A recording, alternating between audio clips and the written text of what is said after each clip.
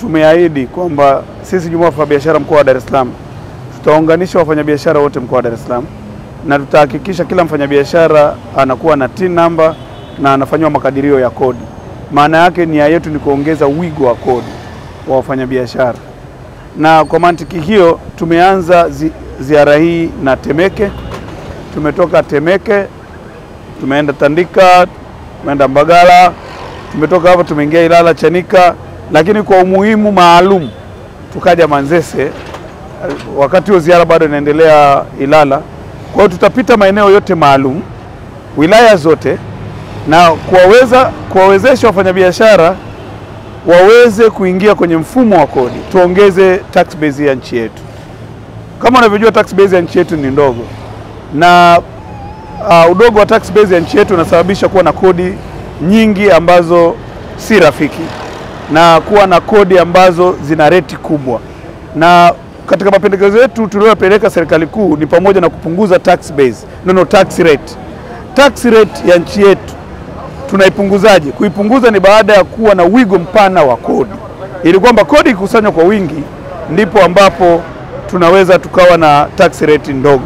Na kwa kweli mwitikio ni mkubwa. Tumefanya mkutano mkubwa sana hapa, umehudhuriwa na waziri wa uwekezaji na mipango, lakini pale kuwepo na wawakilishi wa halmashauri, viongozi wote wa halmashauri husika kwenye sekta ya biashara na uwekezaji walikuwepo.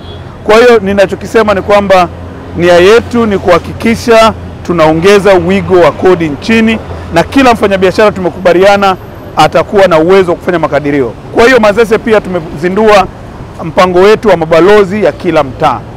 Wao shida yao kubwa ni service levy, na wanatamani kulipa kodi hii ya service levy, na kutokana na mabishano ambayo wamekuwa nayo na halmashauri ya Ubungo, wana takribani zaidi ya mwaka mmoja hawalipi kodi hii ya service levy, na bado wanalalamika kwamba endapo watalipa wataondosha mitaji yao, na inaonekanika kwamba hawako tayari kuondosha mitaji.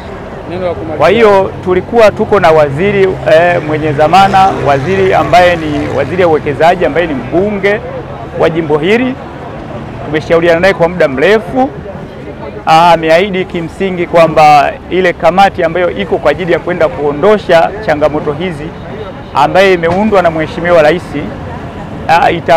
itafanya kwa wepesi ili kuweza kuangalia namna kuondosha hizi sheria za service levy ambazo zimekuwa zinanyonya mitaji, ambayo ndio kilio kikubwa kwa wafanyabiashara. Lakini kwa wenzetu wa upande wa Ubungo wamekiri kwamba mkutano huu watamleta mkurugenzi, watakaa pamoja na timu nzima ya halmashauri ya Ubungo ili waweze kutengeneza utaratibu wa haraka ambao watalipa kodi watu kama vile ilivyo maeneo mengine, kama ilivyo Kinondoni, Temeke na maeneo mengine, kwa sababu kodi hii inalipa pasipokuwa na malalamiko. Na sisi Jumuiya ya Wafanyabiashara mkoa wa Dar es Salaam tutawasimamia wafanyabiashara ili kuhakikisha kwamba wanalipa kodi na hakuna malumbano na serikali.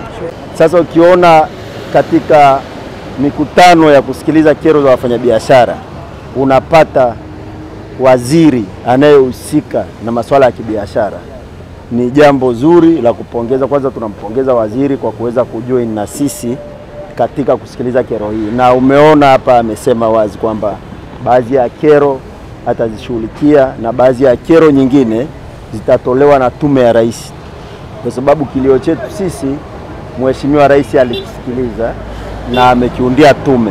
Kwa baadhi ya majibu na tiba tutapata baada ya ile tume kutoka.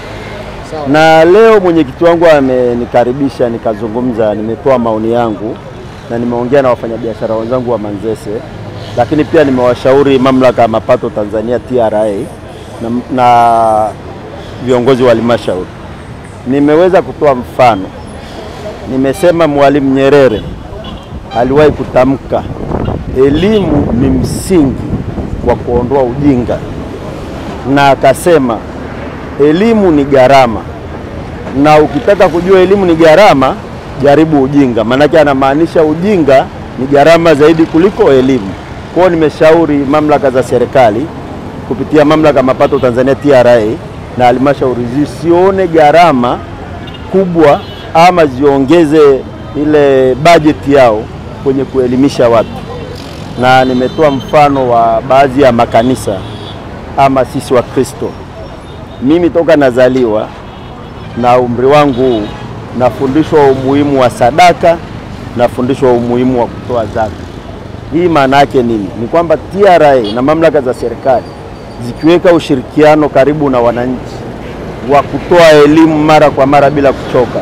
Na elimu ni gharama, nimesema, kwa maana hiyo waongeze budget katika vitengo vya elimu.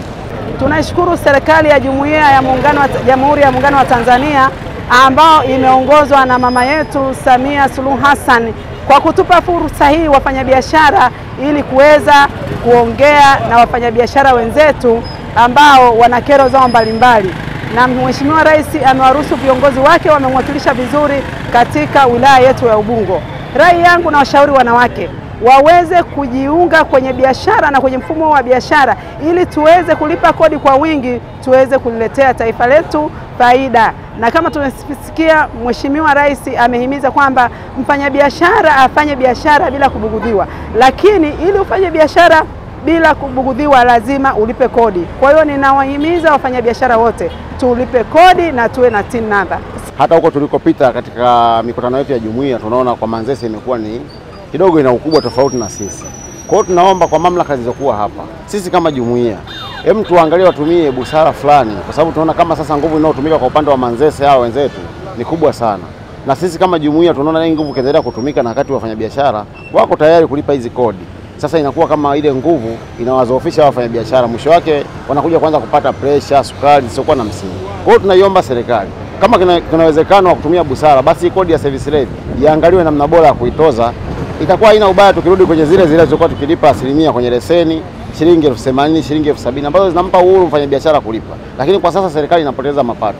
Swala lingine la msingi tulioliona hapa, watu wanaogopa kutoa risiti sasa hivi za TRA wanapofanya mauzo, kwa sababu ya kuhofia service levy, kwamba wanapotoa mauzo, wanapotoa risiti kwa wingi na ile service levy inazidi kupanda. Sasa tunaona kabisa kwamba hapa wanamfanya mfanyabiashara anyong'onye kutoa risiti, wakati huo akiwa anapoteza mapato ya TRA na serikali inakosa mapato kwa ujumla. Kwa majina naitwa Lotiduga Laurent Maria, ni mtunza hazina wa wilaya ya Ubungo. Kwa haya yote ambayo tumejadili leo, tunaendelea kusubiri mrejesho ambao wamesema mwezi wa 4, lakini pamoja na hivyo tulikuwa tunatamani tupate kodi rafiki ambayo inaweza kulipika kwa kila mtu.